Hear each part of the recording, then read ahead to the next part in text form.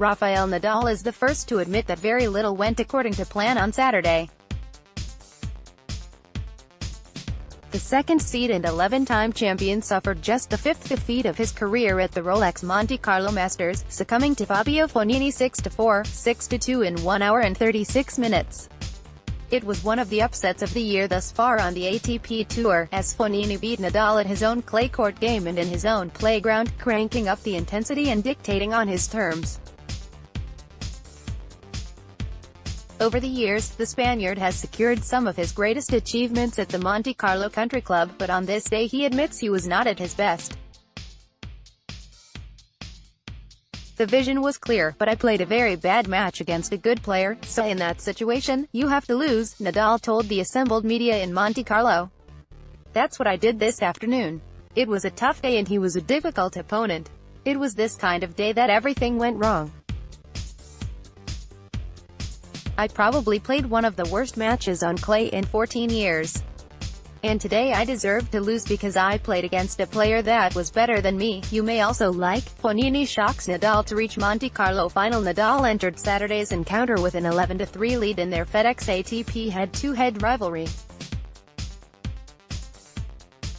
He had notched 6 straight victories since suffering a shock defeat at the 2015 US Open, but as the wind whipped across court Rainier 3, tricky conditions compounded the reigning champion's struggles.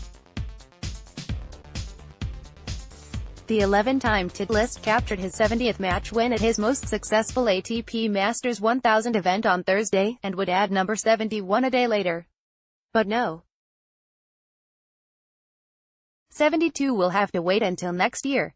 Nadal says that while he always expects the best from himself, there are some days that it isn't good enough. "I always expect the best, but you have to be ready to accept the negative things. And that's it. It's just an opportunity lost in a very important event for me.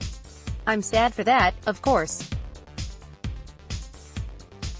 But it's true that even if that was a good chance for me to start the clay court season in a perfect way, it didn't happen. We can talk about technical or tactical things, but it is the kind of day that the feeling is not there at all. When this happens, it is difficult to find an explanation for the rest." It was just over a month ago that Nadal withdrew from the BNP Paribas Open due to a right knee injury, ahead of a semi-final clash with Roger Federer. He would also pull out of the Miami Open presented by Ital the following week. But back on his favorite surface and in his familiar Monte Carlo confines, he refused to drop a set en route to the semis. While Nadal admits it is difficult to accept his latest performance, he believes that his game is still a work in progress in his return to action. Injuries take their toll, both physically and mentally, and there is never a precise road to recovery. "I am coming from low moments in terms of injuries, and in terms of the mental side it has not been easy to accept all the things that have been going on," Nadal continued. "The problem is that sometimes we are used to being very, very solid all the time, and even coming back from injuries, winning and winning and winning, and things are not that easy. It is more difficult to hold the same level every single day when you don't have confidence in tournaments in a row or matches in a row. And that's what I needed. Even if I have been very competitive all the tournaments that I have been playing, all these stops create some instability. That's why I have been able to win all the things that I won, especially on clay.